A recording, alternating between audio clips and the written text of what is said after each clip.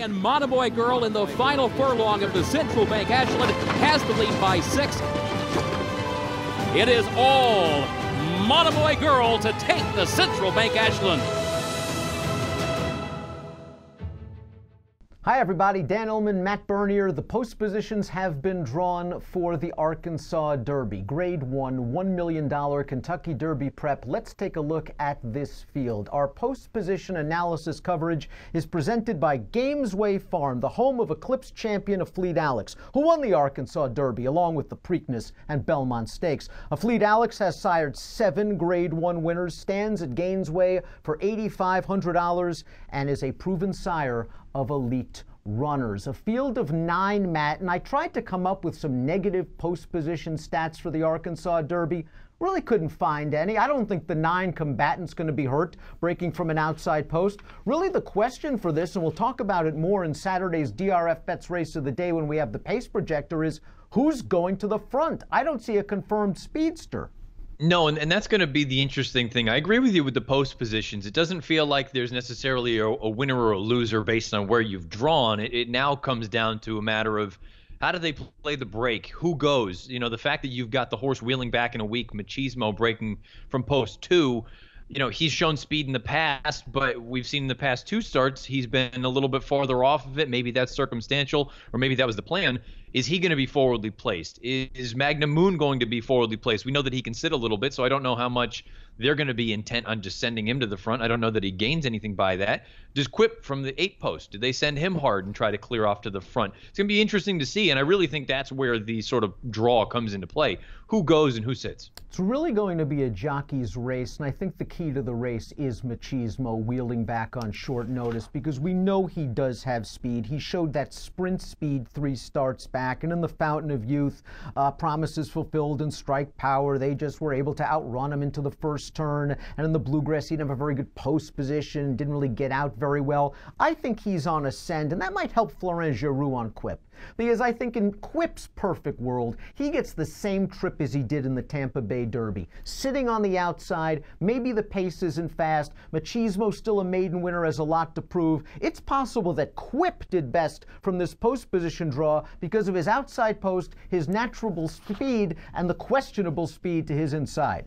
Well, and the other thing I feel like with Quip, at least in this stage in the game, Quip could possibly vault himself up to a loftier status, I think, than he already has right now. I think a lot of people look at Magnum Moon and put him on the short list of contenders for the Kentucky Derby. But Quip, I still feel like there's some uncertainty about where did that Tampa Bay race come from. But you see that horse that he had parked off of in the Tampa Bay Derby, Flame Away, he came back to run a game second last week in the Bluegrass.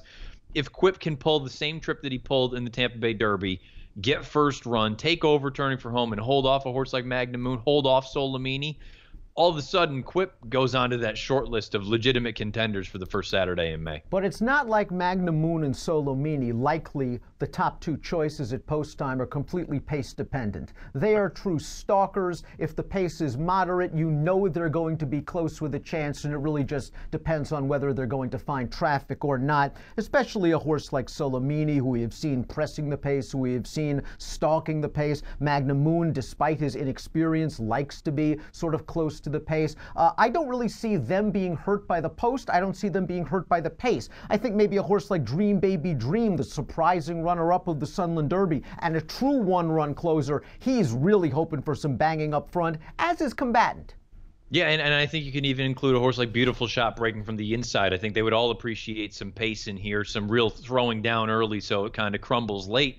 But I kind of agree with you. I mean, the main players in here, name-wise anyway, Magnum Moon and Solomini, they can sit just in behind the pace. They've shown in the past no problem sitting and pouncing. Some of these other horses, though, coming much farther back, probably most notably of the proven commodities Combatant, he would appreciate some serious hitting up front. And then the question becomes, is he good enough, or has he reached that level that we've seen often enough in the past on sort of the Triple Crown Trail or the road to the Derby, with some of these horses that they'll put in that bid and they just, for one reason or another, can't get over the hump. Maybe Combatant is slowly falling into that sort of ground. So while we won't have the pace projector until tomorrow afternoon when we film the DRF Bets Race of the Day, the Grade 1 Arkansas Derby, also presented by Gainesway Farm, and you can access your free Formulator past performances for that race on the Race of the Day event page. Let's see if we agree. Machismo the 2 out there on the lead, Quip sitting second. Not far behind is the tactical tenfold Solomini and Magnum Moon sort of in the second flight. And then behind them, we've got Beautiful Shot, Combatman, and Plainsman.